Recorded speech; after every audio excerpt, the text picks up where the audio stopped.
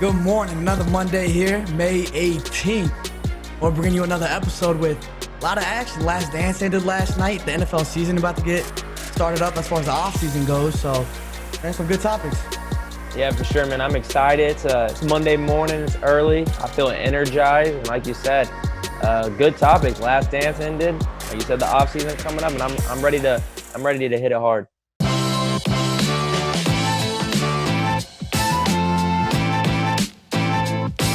Right.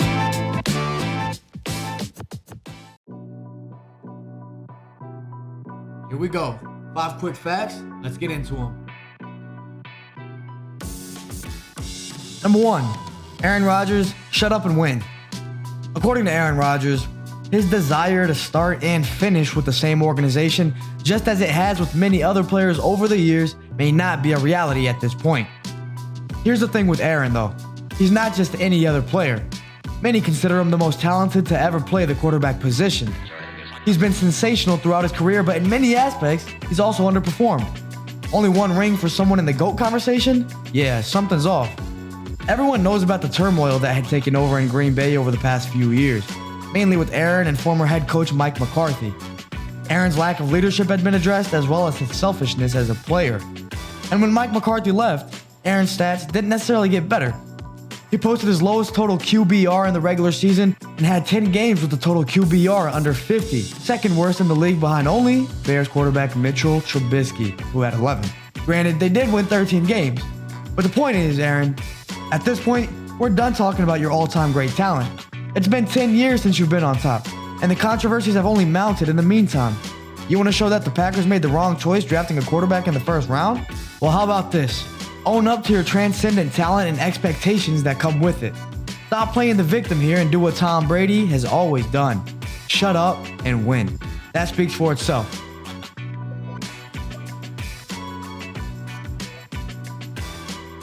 Number 2, if there were ever any doubts, The Last Dance cemented Jordan as the GOAT. Only in recent years have we started hearing rumblings about someone possibly coming for the throne of the greatest basketball player to ever step on the court. When people claimed Jordan, the youngins dismissed it as old talk, especially after LeBron's 2016 finals win over the 73-9 Warriors. Well, if you've been tuning in to The Last Dance on ESPN, the rumblings should be halted. 6 wins in 8 years, 2 three-peats. The 2 years in between that the Bulls didn't win, Jordan was out playing baseball, giving it a go for the major leagues. One word, dominance. Stats are great, and the youngins love swearing by it. LeBron might just end up as the all-time leader in points and assists. And with his size, tremendous athleticism, and incredible mind, he can cement himself as the most complete to ever step on the hardwood. But the greatest to ever play the game?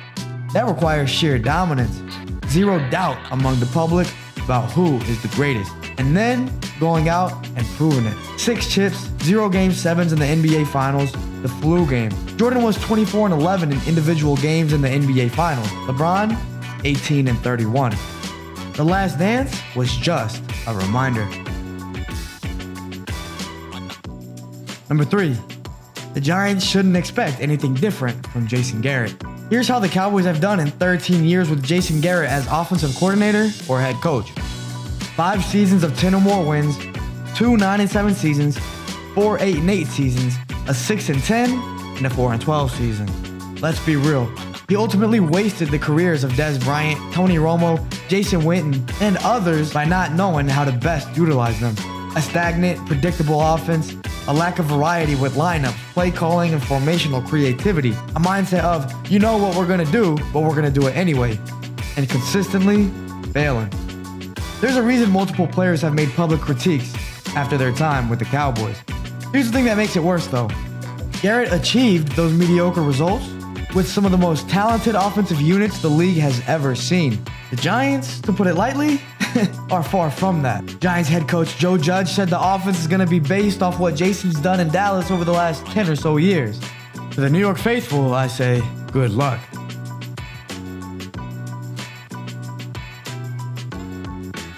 Number 4, don't expect Lamar Jackson to replicate what he did last year. Look, I love Lamar Jackson. He's the most exciting player to watch in my opinion since Michael Vick. Dynamic, flashy, and incredibly electrifying. Not to mention his infectious, joyful, but humble personality. But here's the thing. We've seen breakout years from quarterbacks like this before that have quickly been halted. I mean quarterbacks that are killing you in a different manner than how a traditional quarterback does. Cam Newton in particular is one. Tim Tebow, Robert Griffin, a couple more.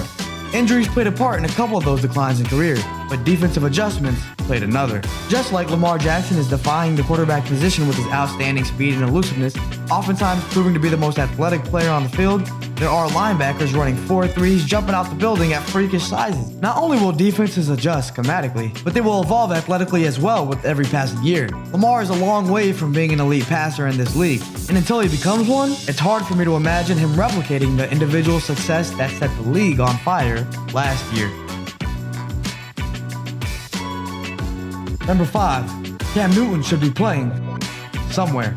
2015 MVP and Super Bowl runner-up Cam Newton is still on the market, up for grabs for any NFL team who wants to bolster their quarterback unit. My question? Why? No, Cam Newton isn't a top 10 quarterback in the league today, but guess what? Neither is Jared Goff, Derek Carr, Daniel Jones, or Dwayne Haskins, among others. If a team is grooming a young buck to eventually be a franchise quarterback, shouldn't you want a proven vet there for them to develop behind and ultimately compete with? We've seen how that played out for Tom Brady, Aaron Rodgers, and Patrick Mahomes. Now, if you have a quarterback that's riding the fence between good enough and mediocrity, a la Derek Carr, Kirk Cousins, Mitch Trubisky, then why would you not add a Cam Newton to either start immediately or add a competitive aspect that is sure to improve your quarterback room as a whole? Look, iron sharpens iron. He even said recently he'd be willing to sit behind a starter in the right situation. Now I'm thinking about teams with quarterbacks that don't have that much time. Pittsburgh or Detroit. The fact that he's not signed yet doesn't make much sense to me. Maybe there's something I'm not seeing. I'm not saying he's going to be a franchise changer. And I'm also not saying he's not. I mean, he's only 31 with a pretty impressive career up to this point. And if you have any presence on social media, you've seen the grind he's been on. I don't necessarily want to be that guy, but at the same time, here I am. If he were white and more diplomatic, it seems like a roster spot with his resume would almost be a guarantee.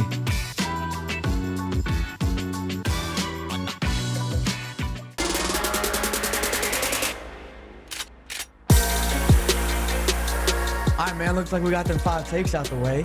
We all know how the older generation feels about Michael Jordan. I mean, saw him play, saw him win all those rings and everything. But the younger generation recently, they've been looking at LeBron James like he's got the crown and everything. And I mean, that is King James, but they're looking at him as the GOAT now. And I think The Last Dance might have changed their minds. What you think?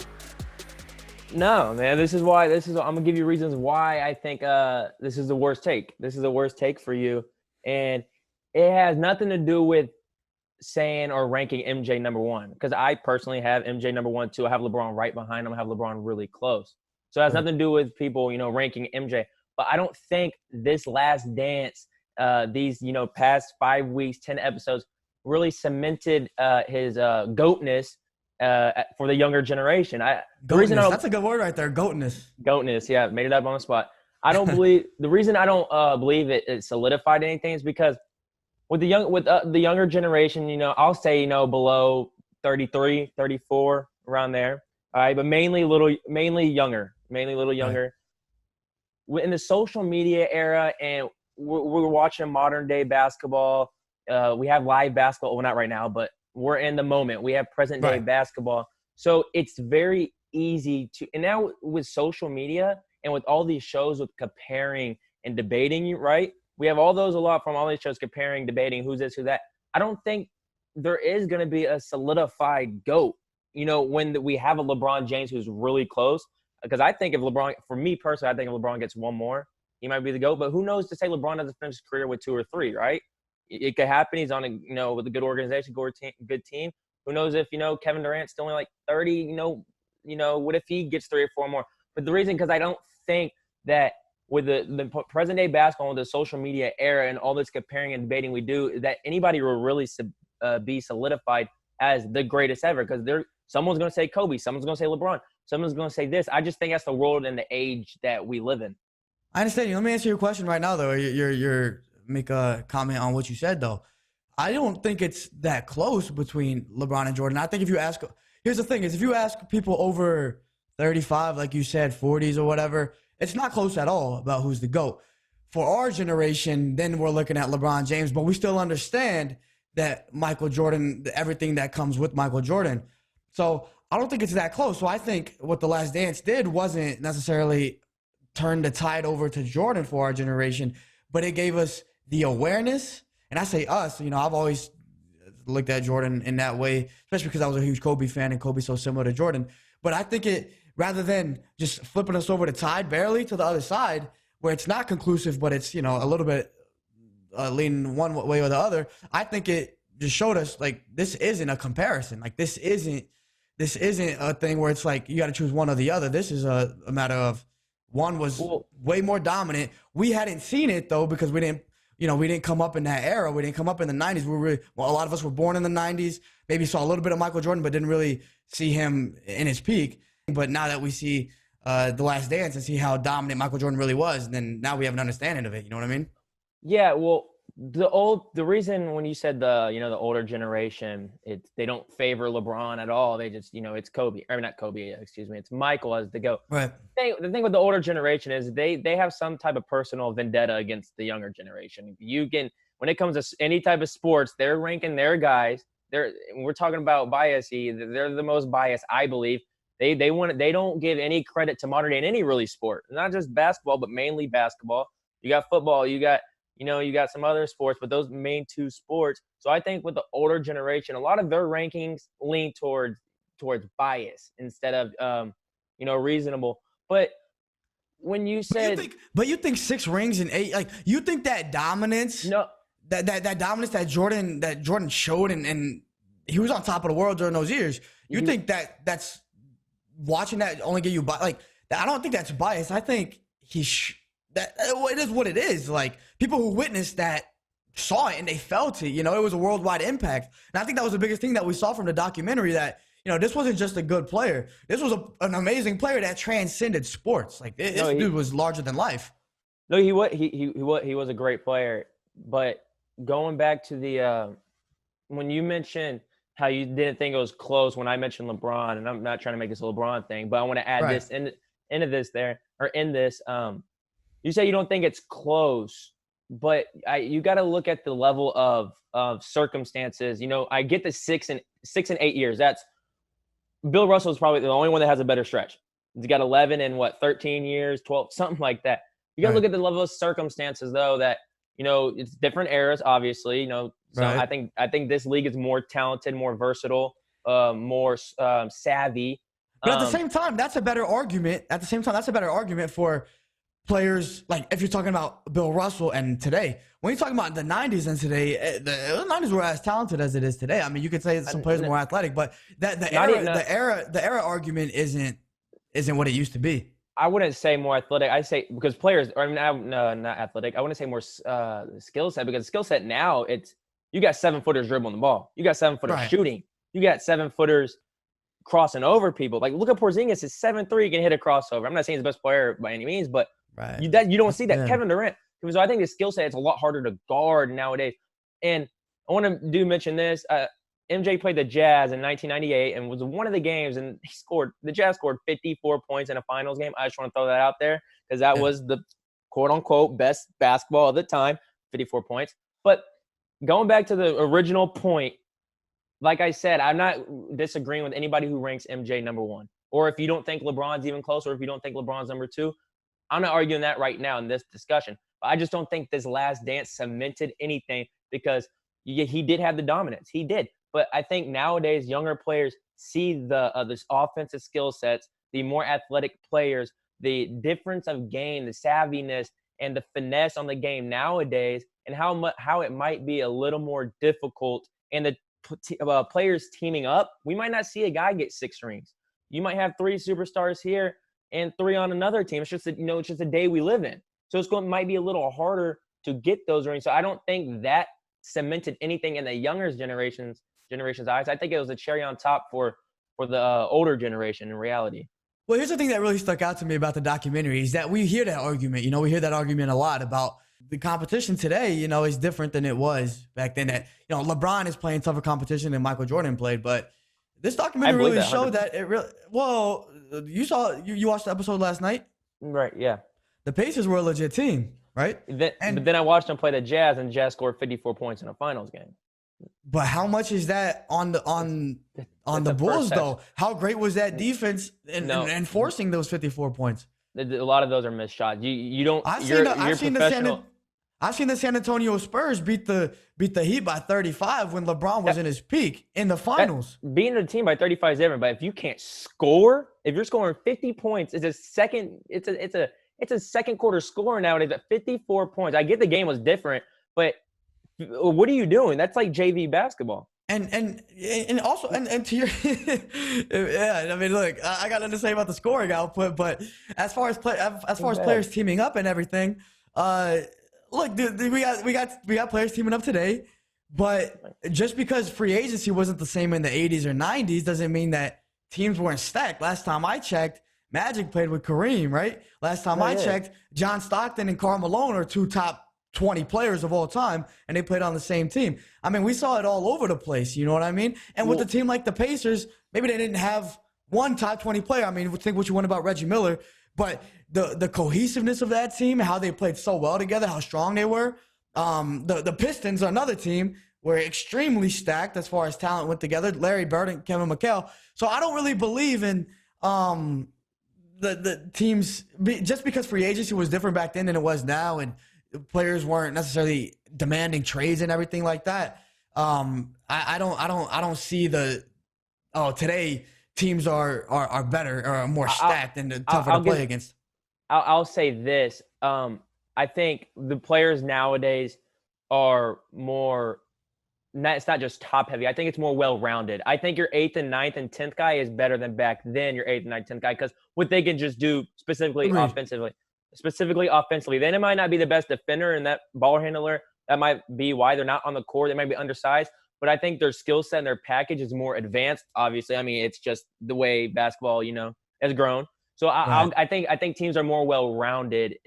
Maybe I should say put that a little better. But yeah, I mean, my point stands on. I don't think this cemented his legacy in the younger generation's eyes by any means, because of the circumstances we are in. And I'm gonna leave mine at that. And that's where I think it's your worst take, and it's not the worst take, like I said, because you have him number one as the GOAT. That's not why it's the worst take. I'm not arguing that, but the reasons why that we're in an era of different. It's difference. We have social media. It's a lot of comparing and debating. So I don't think that cemented his GOAT status in anybody's eyes, quite frankly, besides the younger generation. Right, the younger generation. But one thing's for sure about what you say, man.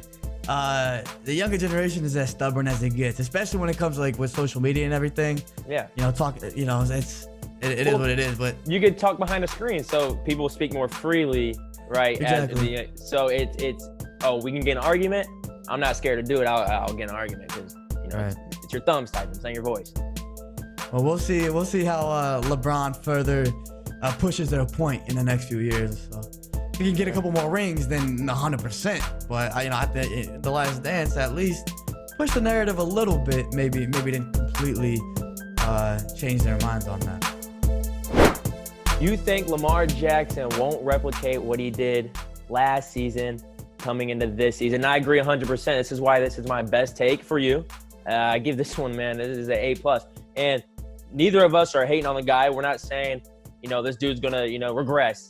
It's not that, but I believe that in you, like what you said is, teams can schematically, game plan for him. That's a thing. When a player has that great of a year, you're getting the best game plan possible. Another thing is he's the former MVP, so he's got a little target on his back. Teams are, when he's running out there, them linebackers going to want to come and hunt him down, Right. So he's going to have that target on his back. Another thing is I'm not going to say he got exposed by any means, but he kind of, the offensive, the running, the juggernaut they had, right, when it got the playoff time, it disappeared a little bit, and they needed more from his arm. And I know he threw 36 touchdowns, but he only threw 3,000 yards. So those 36 touchdowns were kind of, they weren't telling the whole story, because, a lot of those were at the goal line. So I want to see him improve his passing. I'm not saying he can't do that. I'm not saying you can get better and stuff. I just don't see it this early in his career. I want to see that, his passing, get a little better. And quite frankly, I don't know if they have that many great weapons. Like, I like Hollywood Brown, but J.K. Dobbins, I'll tell you what, J.K. Dobbins was a really good addition. Yeah, it was a good pick. But at the receiver, I like Mark Andrews, Hollywood Brown, but he's an over-the-top guy. He's about 5'10", 100. He looks really skinny, 185 pounds. Yeah. Right. So there's only so much you could do with those weapons. I mean, they're not bad weapons. But yeah, like you said, I don't think he'll replicate what he did last year, but I still think he'll have a good year. But I just don't see the touchdowns and all the yards from running and all of that coming into this season. Yeah, man. One thing I wanna make sure that is known is that by no means am I, comparing them to like another running quarterback just because he's a running quarterback. I think Lamar Jackson is an outstanding player, and he's a very good quarterback. Fun to watch, super exciting. And when I say he's close to Michael Vick, or at the most exciting player since Michael Vick, I mean Michael Vick was the most exciting player I've ever seen in my life. Go ahead. Yeah, I think Lamar is certainly completion-wise was really a lot better than Michael Vick ever was. Right. And I'm talking about pure excitement, just electrifying. Yeah. Lamar Jackson is giving me flashes again. There's no player in the NFL I'd rather watch than Lamar Jackson, right? So start off with that. Lamar Jackson is the real deal when it comes to that, when it comes to entertainment. I mean, he's prime time, you know what I mean? 100%. But let's slow it down when we're talking about, other quarterbacks, when we're trying to compare them to the Patrick Mahomes and the Aaron Rodgers. Like, man, you got to work your way up there. And the thing is when I make these comparisons to these other running quarterbacks in the past that have digressed throughout their career and teams have adjusted, they adjusted because the strength of these quarterbacks' games and the strength of the offensive schemes in which they succeeded in the defenses were able to slow it down. They were able to figure it out, right? They were able to figure out, how am I going to contain the outside, but have these linebackers come in and spill all the defensive terminology you want to use. But they're able to come in and figure out how to halt the offense a little bit, right? And slow it down. And then when you can slow down that running attack offensively from your quarterback, and when your quarterback can run, then that helps your running back too. When you're able to slow that down, then all of a sudden it's like, how are you going to beat us with your arm? Like, can you really do this with your arm? And the best quarterbacks in the league can beat you in the pocket and outside of the pocket throwing the ball was. Lamar Jackson is a great passer on a great throw on the run. He can pass on the run and everything like that. But for us to say he's a great passer right now, I know we're overshooting ourselves a little bit. He can pass, and the fact that he had so many touchdowns last year with so little completions, that just shows you the offensive scheme that was able to put him in a position to succeed. You don't have to throw. He wasn't a quarterback who had to throw 50 times a game to score 5 touchdowns. He scored 5 touchdowns throwing it 22 times a game. So the offensive juggernaut that they had last year obviously was largely predicated off the scheme that they had. And when defense started adjusting, then he's really going to have to improve as a passer. And then another point I want to make is that athletically as well, he's so athletic. That's a big reason of why his game is so great, is that we've probably never seen, outside of, like I said, Michael Vick, RG3s, and maybe another one, a quarterback that's the best athlete on the field. With Lamar Jackson, he's probably the best athlete on the field. But just like he is a specimen that we've never seen before at the quarterback position, there are specimens that we've never seen at the linebacker position, at the defensive end position. I mean, we're seeing 2 dudes 280 running 4.5s. So defense will adjust athletically as well. Hey, I'm glad you mentioned the scheme, how they didn't have to, by the offense they've ran, he didn't have to throw 50 times. Because a lot of their throw or touchdowns, especially when you get towards the red zone, were a lot of RPO. So there's a lot of run pass option, because that running, the read option and stuff like that set that up for that. So now you can do an RPO, and you got teams in fluxes. Hey, you can run, or you get past to a slant from Mark Andrews, or a little fade over the top to Mark Andrews. Right. So schematically, they were beating everybody, not only from on the field, but the coaches. I think they're out coaching every single team they played, and it's hard to do that 2 times in a row. But another thing is, I think it sucks that Lamar, because he is very good, but right now you're being compared to Patrick Mahomes, and we're sorry. We're sorry. Yeah. It's not your fault. Patrick Mahomes in 10 years, who knows? He might go down as the greatest, because he's probably on pace. I think he's on pace. think we both agree that he's probably the most talented quarterback we've I've ever seen in my life. Yep. Exactly. And I used to think Aaron Rodgers is that, and I was still, but what I've seen from Mahomes, but I still think Aaron Rodgers is that dude and stuff. But yeah, so he's gonna. You got Pat Mahomes, you got Russell Wilson, you still got the Aaron Rodgers, you still got the great quarterback. So it's gonna be kind of hard to hit the being that level of passing with them. But yeah, 100%, I agree with everything you said. More players are talented, so it's you're not in high school and you're not in this stuff. And I get he did it last year. But a lot of that, it's like Cowboys in 2016 when Romo got hurt, Dak came in. When you're on a roll, you're on a roll. It's not much. Momentum is a thing. It's a real thing. Especially in football, man. When you got everybody on the same page, because it's such a dependent sport on your own position. There's so many that has to be done. And when every 53 players is on the same page, especially the 22 that are playing, and they're going 100%, it's hard to stop. Because once that happens in football, that's what becomes a juggernaut. You see that from teams. But I want to see the passing get better. I want to see the more pocket presence. And he's young. That's why I don't think he has it yet. And I believe he can get there. Like I said, he's that great of a talent. I believe he can get there. And he is, like you said, the most electrifying player we've seen. But I just don't think – because a lot of people, when they get in their MVP years, they regress a little bit. It doesn't mean they suck. It just happens. So I don't think he'll be able to replicate, like you said, going into this season. Yeah, I want to see Lamar be able to beat you with strictly his arm. And when he can do that with strictly his arm, his legs just add another thing. And he's already his passing game is already easier because of the run threat he has. So when he's able to combine those two things. And the one thing I'll give Lamar Jackson credit for, which I haven't even mentioned, is how much he did progress from his rookie years to his second year. I mean, dude, that was one of the biggest improvements I've ever seen from a player, in my life. Just watching, and we haven't really seen that, especially from the quarterback position where there is such growing pains. And a lot of times we see a regression from the rookie year to the sophomore year. But Lamar Jackson improved a lot. So if he can keep improving. Do we want to call that his first? How many games did he play his first year? I know he led him. He played a couple. He came in. Joe Flacco got hurt. He came in, played a few games. I know he went on a roll. But he completely shit. But he completely shit the bed when he faced the Chargers in the playoffs. Yeah. So we saw him.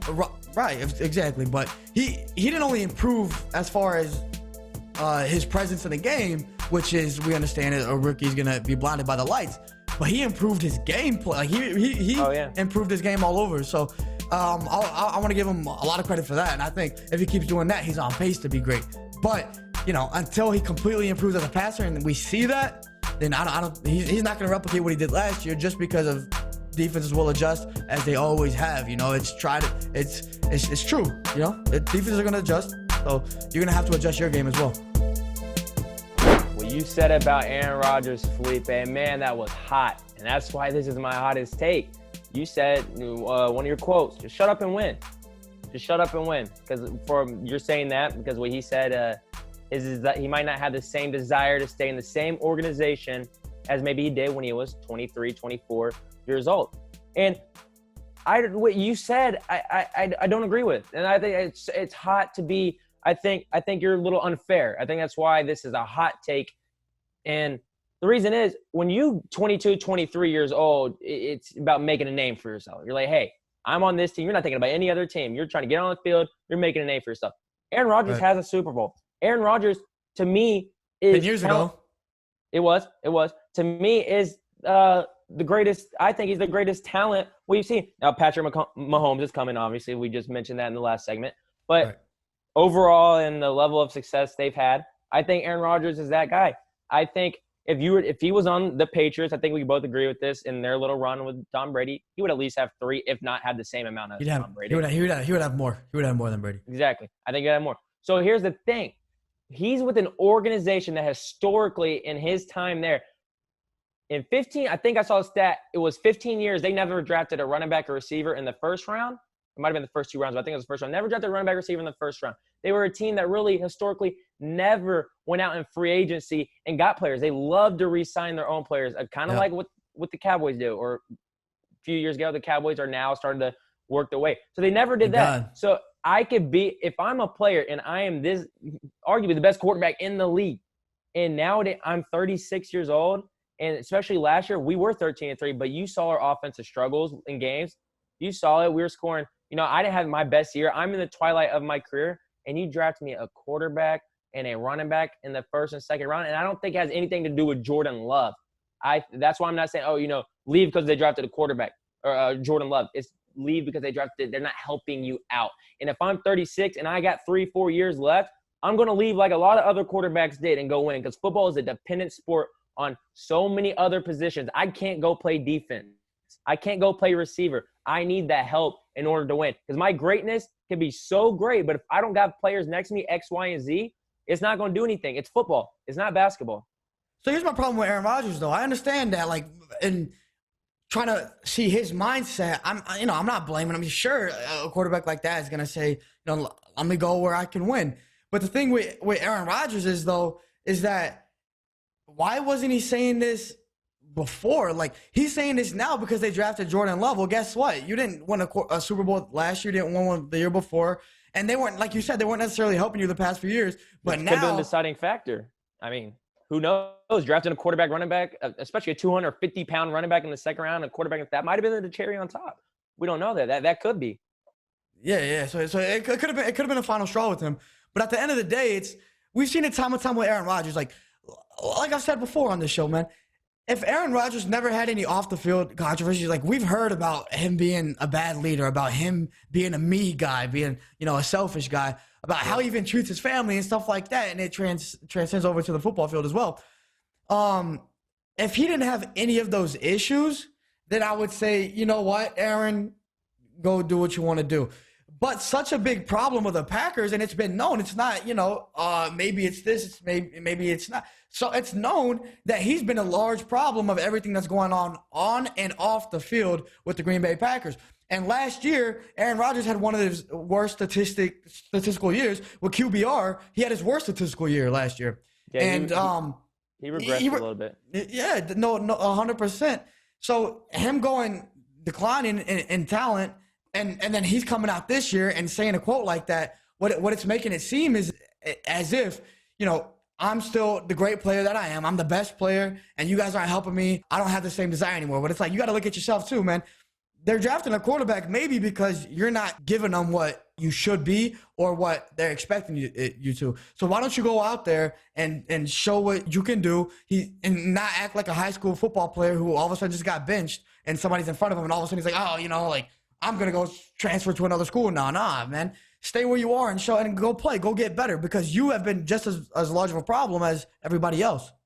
No, you brought up a lot of fair points, mentioning how his how he is as a player and how he's defined as might not be, or as a teammate, not a player. As a teammate, might not be the greatest teammate in the world. But I'm hitting the angle as in, sure. I mean, I don't believe that I don't believe he's complaining. I don't believe it's Jordan Love's here. Let me go prove my point because Jordan Love's here. Let me prove my point to the organization. He got nothing to prove to the organization, I don't think. All 31 other teams in the league know who Aaron Rodgers is, and about 70% of them would give an arm and a leg to get him, even though in his final 3 years. I don't know anymore. I don't know anymore about that.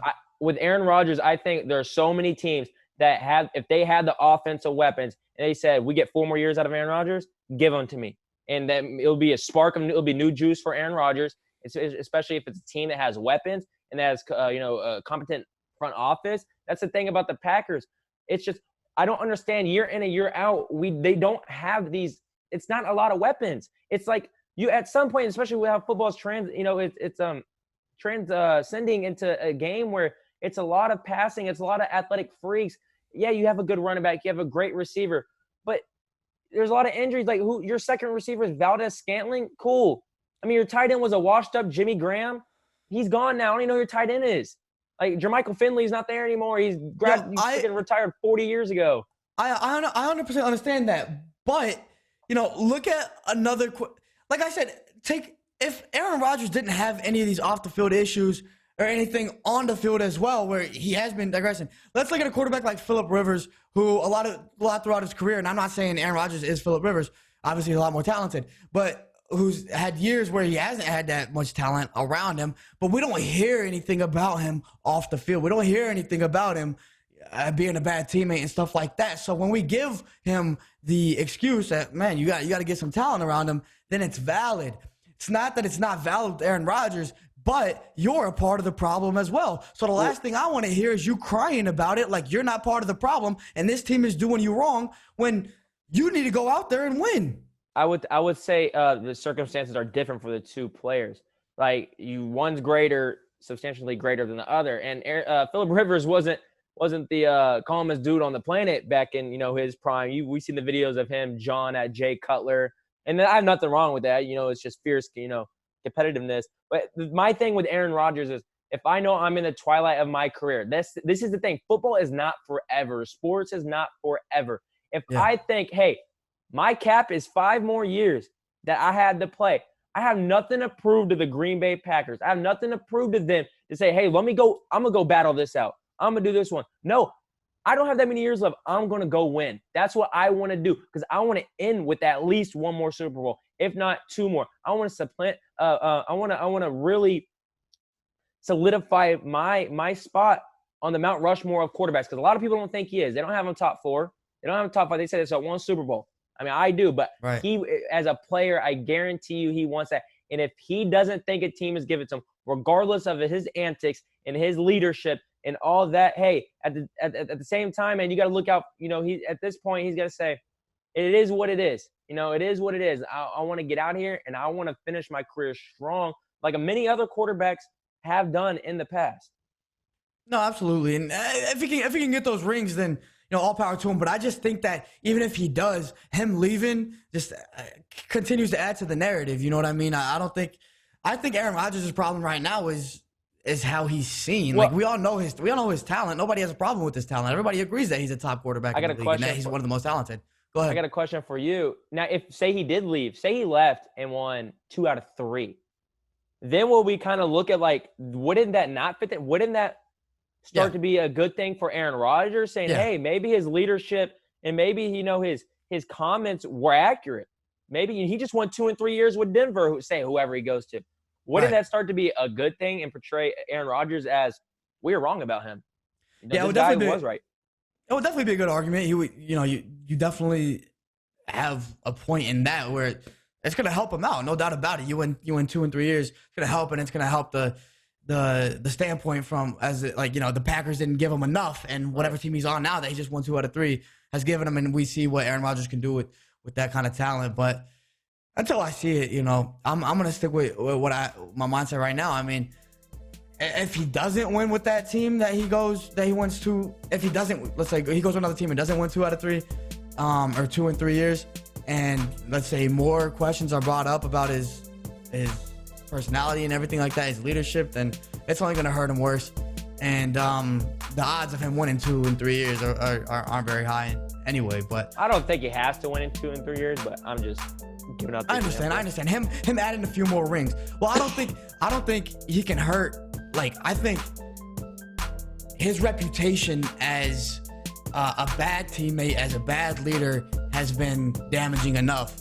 So fair enough. I want to see you win without you complaining about it, and that's the only thing I have to say about that. You know what I mean?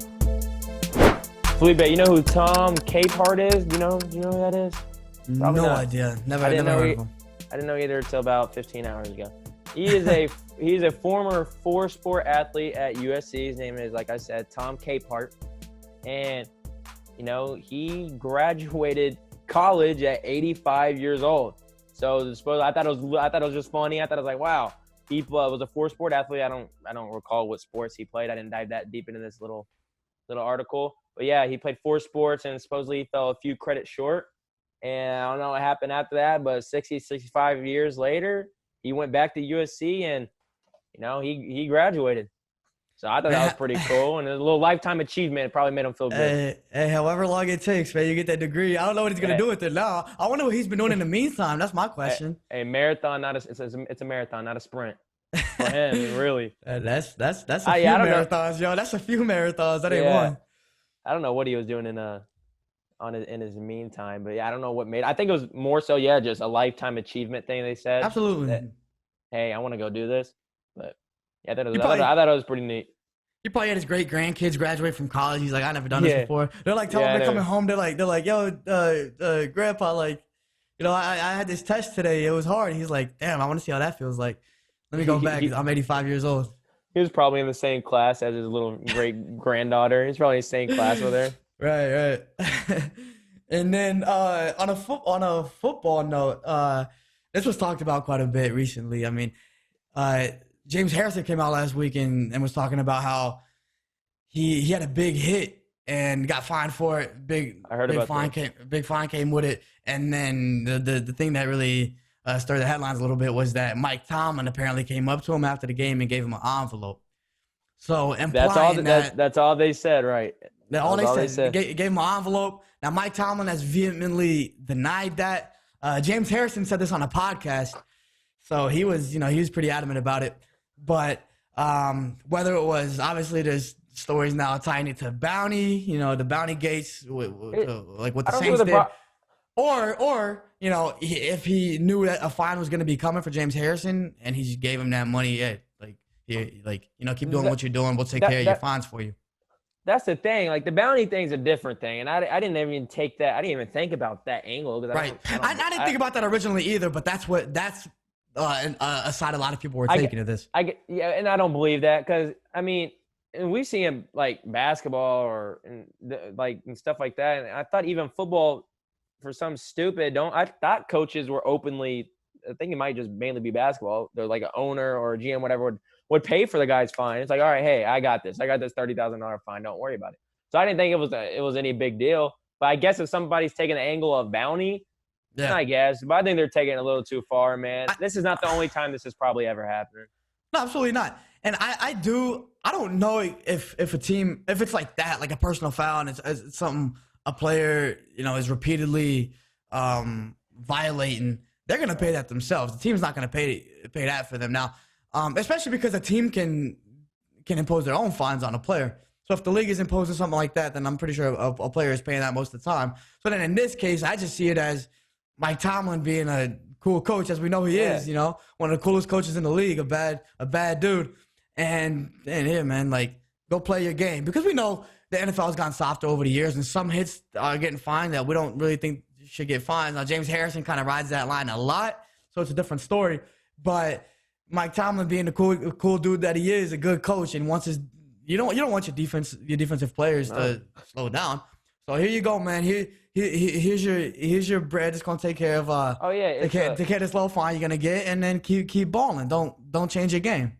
Yeah, it's a level of having your players' backs and having that dog mentality, especially as a coach. If a coach is hitting the envelope is kind of saying like, hey man, don't slow down. Like you said, don't slow down. Just keep going. We're here. We're playing. We're not playing these. We're gonna keep playing like dogs, and we're gonna keep playing hard. Right. And I think it's cool. I love it. Yeah, I think people taking the bounty side of it, man. I think they're just far-fetched. Maybe I'm wrong. I mean, look, it's an appealing headline. You know what I mean? So if somebody can talk about that, I guess it's an appealing headline. The Greg Williams stuff and all that. Right.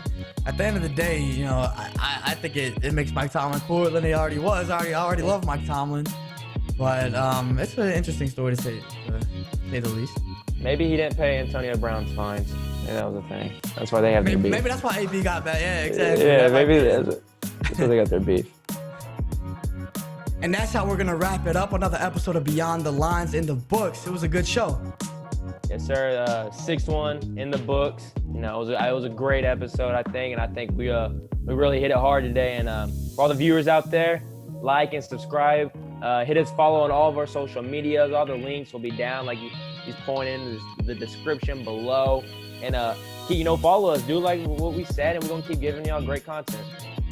Great content coming up, man. Next episode on Friday, so make sure you tune in. Anything you want to see, anything you missed, it'll be on the channel, man. So go peep that and follow us on social media, like he said.